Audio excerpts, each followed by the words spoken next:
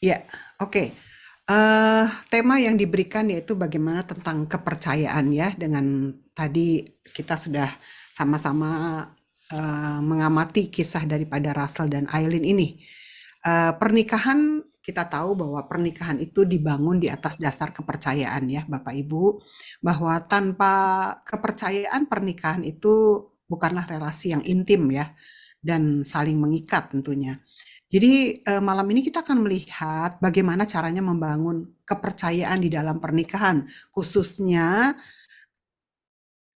apa yang dialami oleh tadi Russell dan Aileen ini, jika pernikahan mungkin sudah kadung hancur gitu ya, atau bagaimana membangun kembali. Kadang-kadang di dalam, saya membayangkan tentang kasus ini ya, di dalam kehidupan hati daripada Aileen ya, bahkan kita sebagai wanita, jika ini terjadi, tentu ada begitu banyak luka, ada begitu banyak kemarahan, ada begitu banyak mungkin penyesalan ya.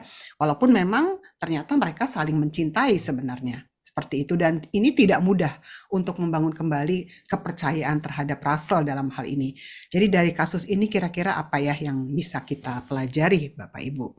Nah, sebelumnya kita mau lihat terlebih dahulu ya bahwa trust is the foundation of any relationship ya. Tidak hanya dalam pernikahan, tentu kita membangun kepercayaan dalam bidang yang lain juga ya, dalam pekerjaan kita juga ingin bisa menjadi orang-orang yang dapat dipercaya ya. Bahkan kita juga di dalam gereja tentu juga ini hal yang penting juga ya, bagaimana dalam masyarakat juga dalam kaitan yang lebih luas lagi.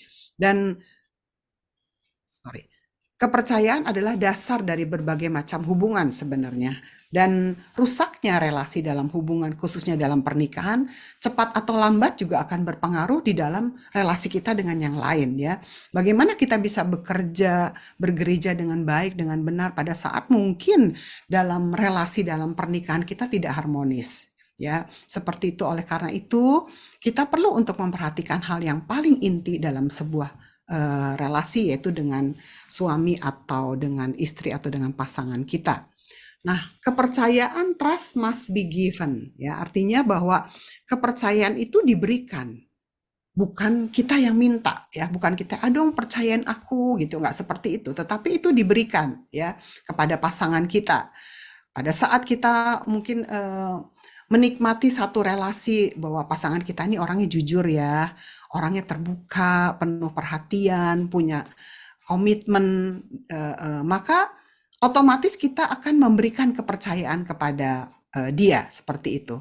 Nah, kalau misalnya Bapak Ibu kita bikin skala 0 sampai 10 gitu ya, berkaitan dengan kepercayaan. Kira-kira Bapak Ibu mau memberikan nilai berapa ya kepada pasangan kita? Ada eh, apa namanya, orang yang membangun ya, ini ada dibagi dalam 3 kelompok ya.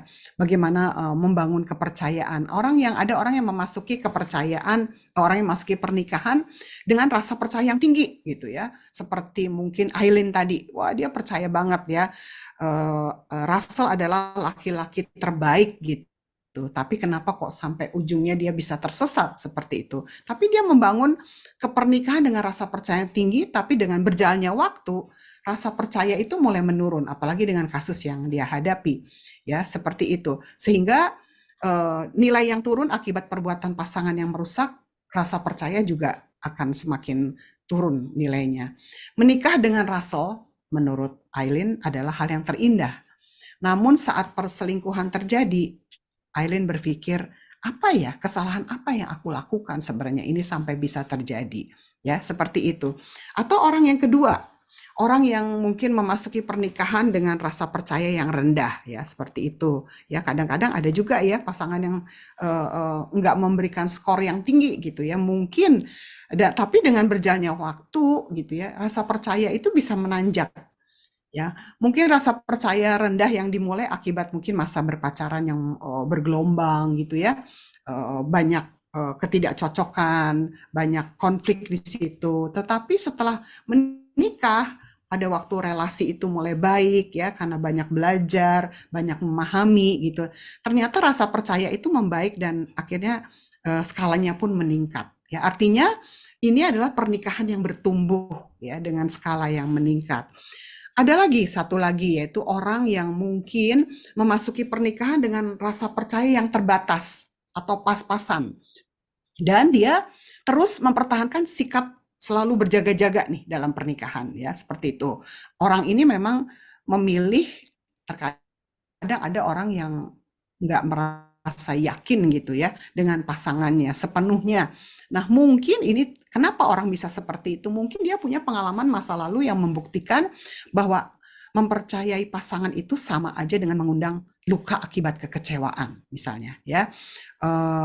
Itu sebabnya tak kala menikah pun banyak orang yang nggak bersedia memberikan kepercayaan sepenuhnya kepada pasangan. Misalnya ada pasangan yang selalu curiga, was-was, khawatir, sedikit-sedikit teleponin pasangannya, lalu membaca chat di WA ya dan sebagainya, lihat cek Instagramnya dan sebagainya. Karena saya kebetulan sedang menangani beberapa waktu yang lalu ya pernah menangani kasus di mana seorang istri mungkin mirip kayak Aileen, dia mengecek itu tadi ya tagihan-tagihan telepon. Nah, si klien saya ini dia sedang melihat Instagram suaminya gitu. Siapa sih yang di-follow gitu ya? Dan ternyata pada waktu dia cek Instagram suaminya, ternyata dia menemukan, aduh, ini suami saya Bu memfollow wanita-wanita seksi gitu ya. Wanita-wanita yang kalau dia lihat gitu ya Instagramnya membuat si istri ini menjadi cemburu dan akhirnya dia nggak bisa untuk tidak selalu marah dan curiga kepada pasangan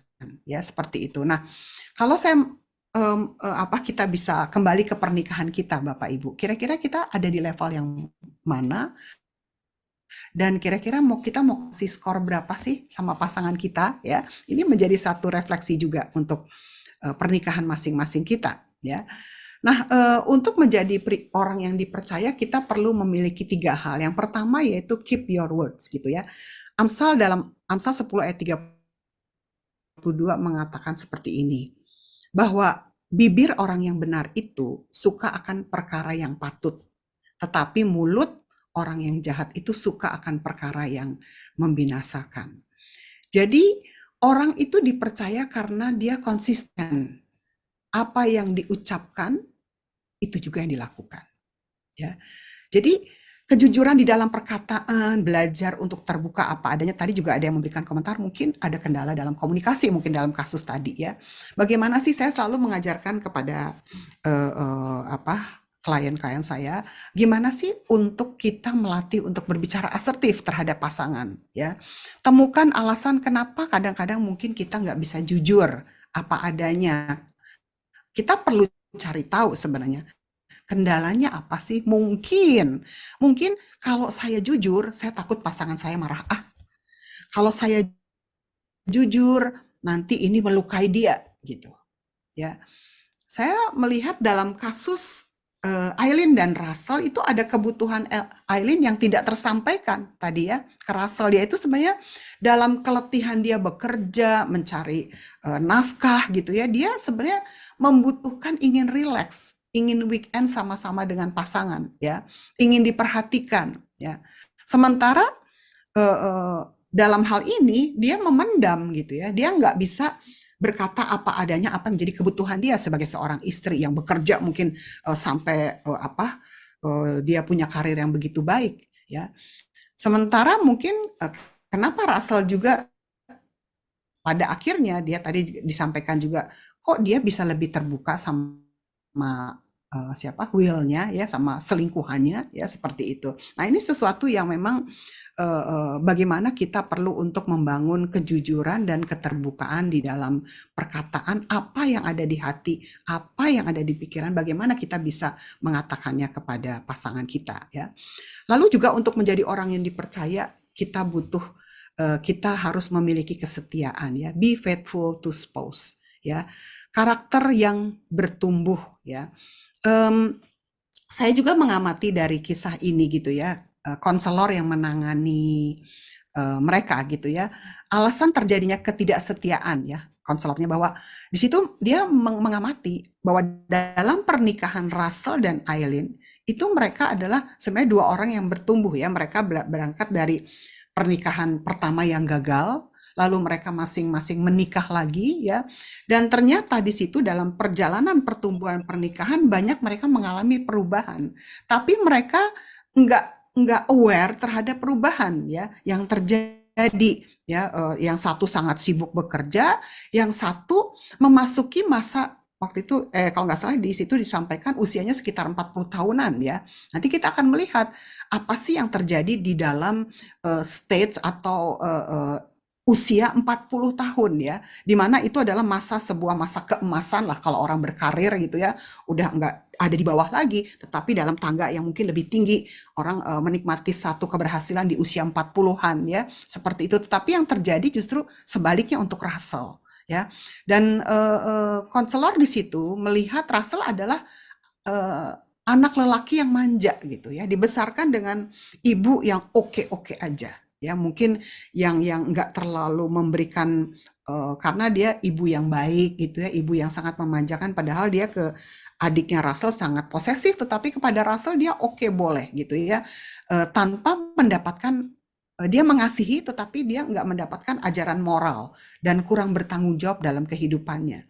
Sehingga dia memiliki karakter yang tidak bertumbuh sebagai seorang pria, seorang anak laki-laki. Nah, berbicara soal kesetiaan itu erat sekali kaitannya dengan sebuah karakter ya. Karena kepercayaan itu dibangun dari karakter. Karakter yang mana? Karakter tentu yang ditumbuhkan dari keluarga asal ya. Dalam hal ini bagaimana orang tua membesarkan, bagaimana lingkungan memperlakukan gitu ya. Makin baik karakter seseorang, maka dia akan lebih mudah untuk dipercayai ya. Sebaliknya makin kita melihat mungkin sebagai pasangan nih, makin kita melihat kelemahan pada karakter, maka makin sukar ya kita kadang-kadang untuk mempercayai. Misalnya dia orangnya nggak jujur, pembohong dan sebagainya. Oleh sebab itu masing-masing perlu untuk terus memperbaiki diri dan bersedia untuk diperbaharui di dalam setiap season atau musim kehidupan gitu ya. Nah, sikap tidak mau berubah merupakan sebenarnya tanda untuk karakter yang bermasalah ya. Jadi karakter yang bisa dipercaya dan bertumbuh erat kaitannya tentu dengan karakter yang Tuhan ajarkan, yaitu karakter Kristus. Galatia 5 ayat 22 sampai 23 ini berbicara tentang menjabarkan buah roh yang seyogyanya ada pada diri setiap orang Kristen, pada diri pasangan yang bertumbuh. Apakah dia menjadi seorang suami yang penuh dengan kasih, sukacita, ya, damai sejahtera, punya kesabaran, punya kemurahan, kebaikan ya, kelemah lembutan, penguasaan diri seperti itu ya. Karena memang sejalan dengan pernikahan yang semakin bertambah ya, seharusnya karakter ini juga harus bertumbuh ya. Pernikahan dibangun di atas kepercayaan ya. Bagaimana dia menjadi pribadi yang punya penguasaan diri seperti itu ya. Saya melihat tadi sama dengan yang disampaikan dengan tadi Ibu Agnes ya, bahwa peran daripada bagaimana lingkungan keluarga gitu ya, pola asuh itu sangat membentuk karakter yang bertanggung jawab sebagai seorang pria ya. Pada saat gagal seperti apa sih dia bereaksinya gitu ya? Apakah dia semakin semakin bersembunyi atau menyembunyikan kegagalan itu sebagai sesuatu udahlah dunia hancur, dan dia butuh sebenarnya dia butuh untuk diapresiasi ya sebenarnya kalau seorang pria, tetapi dia sendiri nggak bisa bangkit gitu. Di saat dia gagal dia justru lari dengan selingkuhannya ya, karena dia merasa diapresiasi, mungkinnya diberi pujian dan sebagainya. Nah, selanjutnya kita akan lihat ketiga, kepercayaan itu dibangun di atas kompetensi juga. Jadi kompetensi itu dibutuhkan ya untuk membangun kepercayaan, sebab kita biasanya mempercayai seseorang bila dia mampu membuktikan tugas dan kewajibannya, apalagi dalam dunia pekerjaan ya, dalam masyarakat ya, bahkan dalam gereja. Kalau orang yang sangat kompeten, kita enak gitu memberikan tugas, kepercayaan ya. Dengan kata lain, makin rendah tingkat kemampuannya, maka makin sulit ya kadang-kadang kita untuk memberikan kepercayaan. Itu sebabnya di dalam pernikahan masing-masing pihak juga sebenarnya sebagai suami dan istri, kita harus rajin dan penuh tanggung jawab mengerjakan bagian kita. Apa yang menjadi panggilan Tuhan dalam hidup kita, apa yang menjadi passion yang Tuhan letakkan dalam hidup kita ya. Ketidakbisaan akan akan melemahkan kepercayaan. Ya, seperti itu. Jadi sebenarnya Bapak Ibu, teman-teman, ada dua hal yang dapat kita lakukan untuk menumbuhkan kompetensi ya di dalam membangun relasi. Ya, pertama, bahwa sebagai pasangan suami istri kita perlu untuk membangun sebenarnya satu dengan yang lain. Kita perlu memberikan penguatan kepada hal positif yang dimiliki oleh pasangan ya. Mungkin kita perlu untuk melihat, aduh pasangan saya nih, dia tidak bisa melakukan A, tapi dia punya kelebihan di bidang B misalnya. Apa salahnya kita kasih penguatan lewat pujian, ya. Karena kita perlu untuk saling mendorong sebenarnya di dalam hal-hal baik ya. Kalau mungkin terbiasa akhirnya kita membandingkan, kadang-kadang ada pasangan yang secara nggak sadar membandingkan dengan pasangan lain. Suaminya si itu lebih lebih keren, lebih hebat, eh, lebih apa lagi misalnya istrinya lebih cantik, lebih lebih cerdas ya dan sebagainya. Nah, kritikan biasanya justru kita tahu itu menjatuhkan semangat orang untuk dia bisa berbenah diri. Ah, udahlah nggak usah berbenah diri, orang setiap hari juga dikritik misalnya, ya. Aileen ini wanita yang sehat, yang baik, yang baik, yang cerdas, sehat dalam pekerjaannya juga, namun sayangnya dia mungkin sepertinya kurang bisa menyanjung ya suami dalam keadaan gagal ya. Kita lihat tadi ceritanya bagaimana Russell mengalami kegagalan dalam pekerjaan, bahkan bangkrut ya. Bahkan kalau di situ dikatakan secara bertubi-tubi ya, mulai dari masa muda dia gagal apa saya baca di sini dia gagal dikeluarkan dari kampusnya ya, dia diberhentikan sebagai anggota angkatan laut, gagal dalam pernikahan yang pertama, menjadi sales asuransi jiwa juga hampir bangkrut, dia melompat dari satu pekerjaan ke pekerjaan yang lain dan uh, uh, uh, ini sesuatu yang menarik gitu ya. Sementara si istri sangat berkompeten banget, si suami kebalikannya. Tapi bagaimana sih sebenarnya di dalam pernikahan itu bisa sebenarnya ada penguatan dari pasangan pada saat melihat pasangannya gagal ya. Nah, yang kedua adalah bagi pihak yang membutuhkan bantuan sebenarnya ya dalam pernikahan perlu untuk belajar mengakui kelemahan ya. Terkadang sebagai suami istri kita kalau istri kita atau pasangan kita tahu kita sedang gagal dan salah satu mungkin mengatakan, aduh rasanya aku di pekerjaan ini kok merasa nggak cocok ya. Orang lain udah dipromosiin, orang lain udah naik gaji, orang lain naik jabatan, aku kok seperti ini terus gitu ya. Bagaimana kita sebagai pasangan bisa menolong, bisa hadir gitu ya, supaya pasangan kita ini bisa terus naik dalam kompetensi yang sebenarnya Tuhan letakkan dalam kehidupannya. Jadi kepercayaan dibangun atas dasar kompetensi, jadilah pribadi yang bisa diandalkan. Berikutnya adalah mempercayai kembali pasangan setelah perselingkuhan. Ya, memang ini tidak mudah, khususnya untuk wanita yang diselingkuhi ya. Hampir 90% ya umumnya wanita itu menjadi sulit kembali gitu untuk mempercayai suaminya. Ya, cerita daripada klien yang tadi yang datang karena suaminya suka lihat Instagram wanita-wanita atau pornografi gitu ya. Dia katakan kepada saya, Bu, setiap kali saya ingat gitu ya. Padahal ini udah beberapa kali konseling nih. Ya setiap kali saya ingat, saya selalu marah gitu ya. Saya selalu ngungkit lagi gitu ya. Saya selalu nangis dan rasanya Bu sulit gitu untuk kembali kepada titik awal dulu saya mengasihi dia gitu. Ya. Jadi relasi semakin jauh akhirnya penuh kecurigaan, akhirnya si istri ini yang klien saya itu dia ikut suaminya kemana-mana ya, ikut bekerja ikut gitu ya, mau ada tender ikut gitu ya, dan tidak mudah gitu untuk seorang istri menghapus memori tentang perselingkuhan. Oleh karena itu kita perlu belajar ya, pada waktu saya merenungkan Tuhan Yesus gitu, murid-muridnya bertanya berapa kali sih kita harus mengampuni gitu ya, 1 kalikah, 2 kalikah? Ternyata ajaran Kristus adalah 70 kali 7 gitu. Artinya mengampuni itu bukan berbicara tentang seberapa besar dan dalamnya kesalahan pasangan yang dibuat gitu. Ya, tentu kita kadang nggak mungkin pasangan kita bersalah 400 berapa 90 kali gitu ya dalam sehari. Tetapi yang terpenting adalah seberapa besar sih kapasitas stok pengampunan yang kita punya. Ya, untuk kasus yang tadi klien saya itu saya katakan setiap kali ingat, ayo, kamu kan punya kata Tuhan 70 kali 7, berikan pengampunan itu, lepas satu pengampunan untuk masa keinget kamu dia lihat Instagramnya pornografi. Berikan lepas yang kedua gitu ya, pengampunan untuk mungkin apa yang kamu ingat, kemarahan dan sebagainya. 3 kali, 4 kali, terus gitu, itu perlu dilatih. Pada saat mengingat, latih untuk mengampuni, ya. Seperti itu. Jadi, alasan sebenarnya kita lihat, apa sih sebenarnya alasan-alasan pasangan berselingkuh sebenarnya. Ya, tadi udah ada beberapa dibahas. Yang tadi juga sudah, yaitu merasa kurang dihargai. Nah, bagi seorang pria atau suami, pekerjaan itu adalah proud-nya dia ya. Saya selalu katakan kebanggaannya dia ya.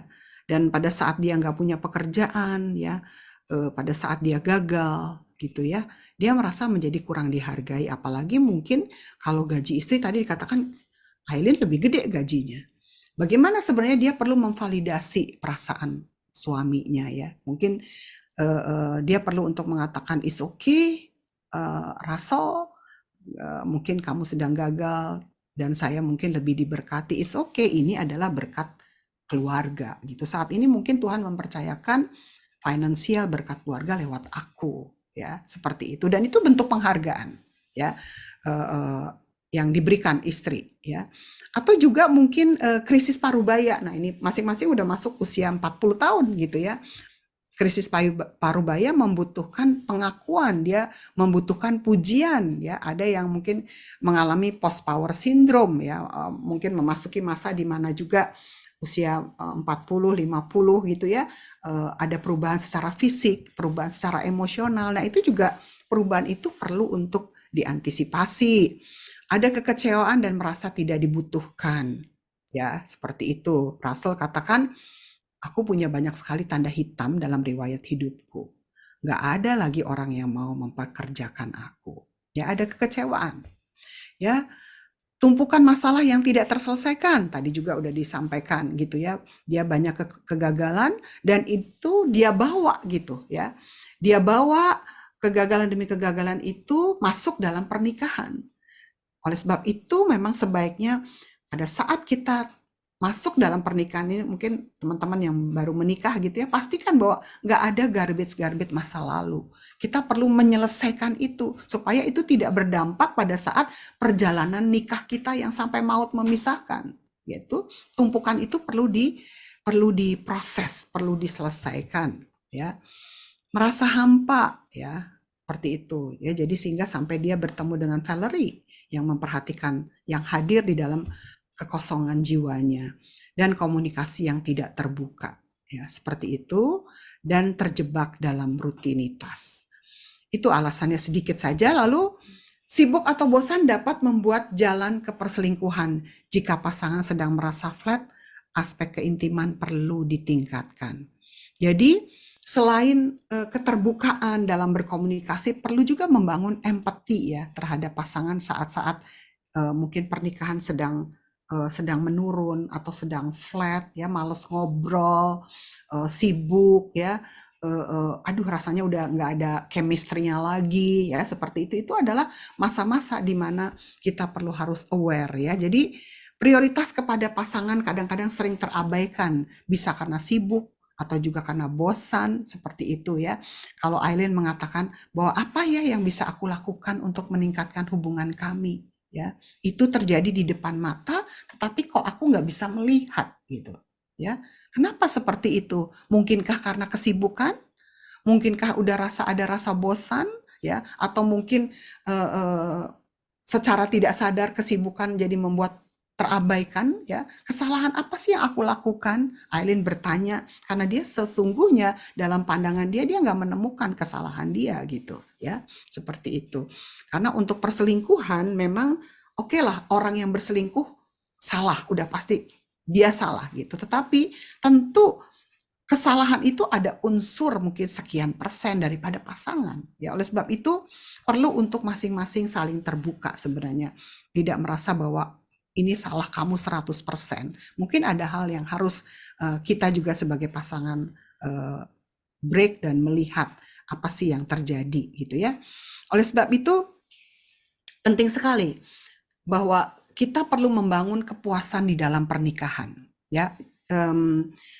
Kami di rumah konseling parahyangan ya, bahkan mungkin kalau kita cari juga kita bisa untuk mengecek kira-kira marital check up ya. Kita perlu untuk per 6 bulan kita cek kira-kira aku masih puas gak sih dengan pernikahan ini gitu ya.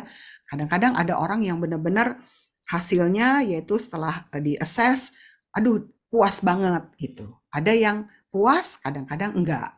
Ada yang tidak puas, kadang-kadang puas, atau ada yang tidak puas sama sekali. Nah, itu kita perlu untuk ngecek sebenarnya, terutama untuk pernikahan yang udah jumlahnya banyak ya. Seperti itu. Atau mungkin kalau teman-teman di awal pernikahan 0,5 tahun ini ya, setelah masa bulan madu berakhir gitu ya, memasuki masa realita, tiba-tiba punya hamil, punya baby. Nah, itu juga masa-masa di mana kita harus aware gitu, apakah kita benar-benar ada dalam state yang memang tidak puas 100% tapi mungkin bisa tidak puas juga. Jadi itu yang harus diamati ya. Nah, kita perlu membangun kepuasan dalam pernikahan diraih dengan melatih untuk intim dengan pasangan ya. Intim itu artinya apa? Dia bisa ngobrol apa aja ya. Bisa berbagi perasaan ya. Bisa berbicara kita nih visi ke depan kita mau apain ya, mau ngapain nih, membesarkan anak, mau bekerja di mana, di kota mana, ya. Ada keintiman untuk selalu berbagi apapun, apapun ya, kegagalan, keberhasilan dengan leluasa tanpa takut salah. Ya, itu sebuah keintiman. Kita boleh ngomong apa aja tanpa aduh, jangan deh yang ini. Aduh, ntar dia marah nggak ya kalau aku ngomong soal ibunya dia, tentang mertua misalnya. Nah, itu ada hal-hal yang tentu harus diluruskan pada saat kita mulai berpikir seperti itu, maka keintiman secara emosi sudah mulai terdegradasi.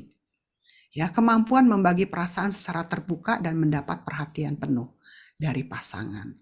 Pasangan mengerti apa yang sedang menjadi pergumulan kita. Keintiman sosial, ya. Di sini perlu untuk memiliki teman ya bersama-sama suami istri, cari kegiatan sosial yang bersama-sama, tidak mudah cemburu, mau bergaul dengan sahabat pasangan ya, sediakan waktu bertemu sahabat masing-masing ya. Aileen di sini dia mudah bergaul, tetapi Russell ternyata tipe yang penyendiri ya, tidak banyak kawan. Nah, sebaiknya memang persahabatan suami istri itu bersama-sama dengan suami istri yang lain ya, dengan pasutri-pasutri yang lain, nggak sendiri-sendiri ya. Pada saat istri tahu bahwa suaminya mungkin pendiam, pragmatis, ya nggak bisa bergaul, justru di situ istri perlu aware dan ayo ajak bersama-sama membangun keintiman sosial. Keintiman seksual juga ya, walaupun ini bukan yang satu-satunya tapi penting. Pengalaman menyatakan afeksi, sentuhan, kedekatan secara fisik, aktivitas seksual, rasa tertarik pada tubuh pasangan, dan sediakan waktu yang berkala, bangun kesepakatan dan kreatif untuk melakukannya. Berikutnya adalah keintiman rekreasional. Ini adalah membagi kesukaan lewat hobi, olahraga, jalan-jalan sama-sama, ngopi sama-sama gitu ya. Rencana liburan ya. Ini penting gitu teman-teman Bapak Ibu ya. Tidak perlu harus yang jauh, kalau ada berkatnya boleh keluar negeri, kalau enggak pun di sekitaran kita pun kita bisa membangun rekreasi sama-sama, menikmati waktu senggang. Apa yang terjadi dengan Aileen? Dia sebenarnya ingin weekend itu nonton gitu ya, jalan-jalan. Tetapi dia nggak, sepertinya dia nggak bisa mengungkapkan itu ya. Ada kendala mungkin komunikasi yang terbuka, juga eh, eh, dia nggak berani mengungkapkan kepada pasangan. Ya, sehingga sebenarnya itu menjadi kebutuhan dia di tengah-tengah kesibukannya. Keintiman spiritual jelas yang utama ya. Menikmati persekutuan bersama secara rohani, bertumbuh secara iman dan saling mendoakan, saling menguatkan saat pasangan dalam kondisi tertekan. Saya yakin gitu ya bahwa pernikahan Russell dan Aileen jika dalam kondisi yang tadi mungkin merasa tidak puas, merasa ada kendala dalam komunikasi dan sebagainya, tetapi dia bisa membangun keintiman spiritual, ini menjadi dasar. Ya, pada waktu dia lemah, pada waktu dia lihat pasangannya mungkin pekerjaannya sedang tidak bagus, pada waktu ada kegagalan, ya, bagaimana bisa mendoakan, bagaimana bisa memberikan semangat, ya, dan sebagainya, dan menikmati kebersamaan dengan Tuhan di tengah-tengah mungkin situasi yang berat sebagai seorang suami, ya, menjadi teman sharing yang saling menguatkan. Dan kebahagiaan kita sesungguhnya bukanlah terletak pada kekayaan, posisi, jabatan, popularitas, tetapi pada kualitas sistem keluarga yang kita bangun. Ya, bagaimana suami istri kira-kira mau membentuk sistem yang seperti apa untuk tetap menjaga pernikahan dan relasi yang sehat. How do we build trust? Bagaimana membangun kembali cinta yang sudah runtuh, ya? Bagaimana pasangan suami istri bisa membangunnya? Ya, ini aspek yang penting untuk mempertahankan hubungan tetap bahagia dan sehat. Berikut adalah beberapa tips. Ini sudah terbuka dan jujur, penuh perhatian gitu ya, terutama pada saat-saat pasangan lemah, penuh pengertian ya. Usahakan untuk memahami pandangan dengan perasaan pasangan. Mungkin menurut kita mah apa-apalah, suami nggak ada pekerjaan, yang penting kan aku ada pekerjaan. Tetapi coba pahami gitu ya, kira-kira apa kebutuhan dia. Mungkin dia butuh untuk harga dirinya, mungkin dibantu gitu ya. Janji dan komitmen seperti ini. Jagalah janji dan komitmen yang telah dibuat dan konsisten dalam memenuhi janji untuk meningkatkan tingkat kepercayaan. Bersikap adil ya, termasuk pembagian tanggung jawab, keputusan bersama, saling mendukung, itu juga perlu dibicarain. Transparansi dalam finansial ya, seperti itu, hati-hati karena uang juga bisa menjadi masalah ya untuk kita menjadi tidak trust ya terhadap pasangan. Juga beri ruang pribadi buat dia ya, masing-masing hormati privasi dan batasan pasangan, berkomunikasi dengan baik, tadi sudah pahami perbedaan, bangun kerjasama yang baik dengan pasangan, seperti itu ya. Lalu juga punya waktu bersama, dedikasikan waktu untuk berdua yang berkualitas, dan atasi konflik secepatnya dengan bijaksana. Jadi tidak memelihara konflik terlalu lama. Kalau misalnya ada konflik yang sudah terlalu lama, tidak bisa terselesaikan dan selalu ada dalam lingkaran dan perputaran seperti itu, mungkin waktunya untuk kita mencari bantuan. Ya, mencari bantuan dan mempercayakan masalah kita kepada orang-orang yang bisa kita percaya dan punya skill untuk menolong. Membangun ulang cinta yang sudah runtuh ya. Saya selalu katakan bahwa kita ini menikah dengan siapa sih? Dengan orang yang berdosa loh. Ya, yang masih bisa melukai kita. Oleh sebab itu butuh untuk belajar 3 hal ini. Yang pertama yaitu kita perlu minta maaf, perlu rekonsiliasi, ya mungkin minta maaf bisa dari pihak kita kepada pasangan satu arah, tapi berbicara rekonsiliasi kita butuh dua pihak ya. Dua pihak beritahu Russell ya apa yang dia rasakan, apa yang diharapkan ya. Aku ingin kamu bantu di rumah, aku ingin kamu selesaikan hubungan dengan Valerie misalnya ya, dan sebagainya. Aku ingin kamu ajak jalan-jalan, yaitu itu rekonsiliasi atau substitusi. Perlu pengorbanan untuk membalut luka, mengganti. Seperti yang klien saya itu, dia mulai akhirnya dia hapus semua Instagramnya gitu ya, mengganti, hapus nomor handphonenya ya, dan tidak lagi pakai password seperti itu. Jadi boleh istrinya pegang, boleh istrinya lihat ya. Dan ini adalah hal-hal yang perlu untuk dibangun. Dan yang terakhir, Bapak Ibu, ada 4, kalau mungkin teman-teman sering dengar 5 bahasa kasih gitu ya. Kalau ini adalah the 5 apology language ya. Jadi ada tipe ragam untuk bahasa untuk kita minta maaf ya. Tidak cukup hanya sorry ya. Nah, terkadang mungkin untuk masalah yang kecil, sorry ya apa mungkin aduh masakannya keasinan mungkin. Aduh, sorry mungkin apa misalnya ya, untuk hal-hal yang ringan kita masih bisa mengatakan untuk yang pertama ini. ya. Misalnya sorry ya, mengekspresikan gitu ya, penyesalan. Maaf ya aku tadi mungkin kata-kata aku salah gitu ya. Aku nyesel, aku kecewa sama udah bersalah nih. Ya ini nih mungkin satu tipenya ya. Dan apa yang kita katakan ini bukan menurut kita baik, tetapi menurut apa yang pasangan bisa terima sebenarnya ya. Jadi coba teman-teman, Bapak Ibu, menurut Bapak Ibu pasangan saya tuh suka kalau saya minta maaf pakai cara yang mana nih, gitu ya. Yang kedua adalah I was wrong, accepting responsibility. Jadi maaf ya, saya tadi salah ngomong. Perlu untuk mengakui kesalahannya dan ambil tanggung jawab. Maaf tadi aku salah ngomong dan nyakitin kamu pas kamu tadi lagi apa misalnya, lagi ngurusin kerjaan seharian. Yang kedua tadi adalah kita coba untuk ngambil tanggung jawab dengan apa kesalahan yang kita udah bikin gitu sama pasangan. Ya, ya udah tadi kalau gitu biar kamu sibuk ya, biarin kerjaan kamu aku aja hari ini yang tuntasin ya. Kamu istirahat supaya kamu bisa lebih fresh. Kira-kira kayak gitu ya. Lalu ada lagi tipe yang ketiga yaitu how can I make it right? Making restitution tadi udah ya. Memikirkan solusi dan restitusi, penggantinya apa. Biasanya kalau ini kesalahan ini diawali dengan penyesalan ya, minta maafnya ditambahkan gimana ya caranya aku untuk bikin kamu tuh percaya lagi sama aku gitu. Apa yang aku harus lakukan supaya misalnya kamu percaya seperti tadi klien saya mulai hapus medsosnya, ganti nomor dan sebagainya ya. Tanya sama dia dan kerjakan gitu apa yang membuat dia bisa percaya lagi sama aku gitu ya, sama kita. Lalu I'll take step to prevent a recurrence plan change. Jadi mengakui kesalahan dengan tulus dan ada unsur empati. Ya, aku sadar yang aku lakukan, ya, sadar gitu. Lalu bikin plan, aku janji, aku nggak akan ngulangin lagi ya. Aku nggak akan buka-buka video porno lagi karena aku sayang sama sama relationship kita ini. Ya, bikin plan untuk berubah.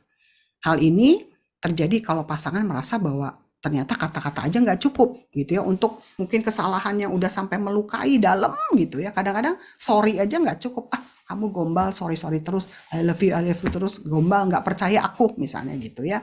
Seperti kasus wanita yang sudah diselingkuhi tadi.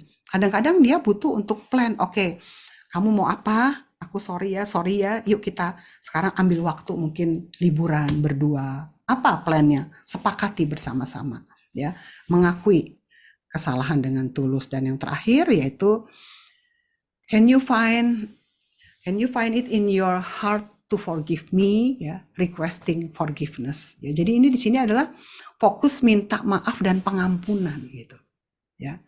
Adakah masih ada ruang dalam hatimu buat maafin aku ya, buat buka pintu maaf buat aku gitu ya. Pasangan biasanya masih butuh waktu karena apa, mungkin pada waktu dia ngomong sorry pertama pasangan masih kekeh gitu, masih keras hatinya, belum terbuka. Pada waktu besoknya sorry ya, seperti yang klien saya, suaminya katakan, Bu saya udah minta maaf Bu berkali-kali tapi dia masih suka cemberutin saya, tiba-tiba nyentak-nyentak saya gitu. Saya juga nggak kuat Bu kayak gini. Padahal kan sebagai orang Kristen kan dia harus maafin saya gitu ya, si suaminya bilang. Lalu saya katakan mungkin ini waktunya kamu untuk benar-benar tunggu sampai pasanganmu hatinya benar-benar terbuka gitu ya. Biasanya mungkin pasangan masih butuh waktu karena untuk bisa memaafkan karena lukanya mungkin saking dalamnya. Jadi berproses aja gitu ya, dengan sabar dan lakukan untuk perubahan-perubahan dalam diri kamu, saya katakan seperti itu. Dan yang terakhir adalah bahwa cinta itu mengampuni ya. Pada saat Aileen mengatakan bahwa aku mengalami luka, aku sedih, tapi percaya aku tidak bisa hidup, percayalah aku tidak akan bisa hidup dengan Russell kalau aku tidak mempercayainya dan memaafkan dia. Jadi cinta sejati itu harus menang atas kebencian. Firman Allah katakan dalam 1 Petrus ayat 8, kasih itu menutupi banyak hal. Berapa kali kita harus mengampuni supaya jangan kita berdosa dengan kemarahan yang tersimpan lama. Ya, jadi mungkin itu teman-teman, Bapak Ibu ya. Mudah-mudahan pembahasan ini bisa menjadi berkat buat kita semua.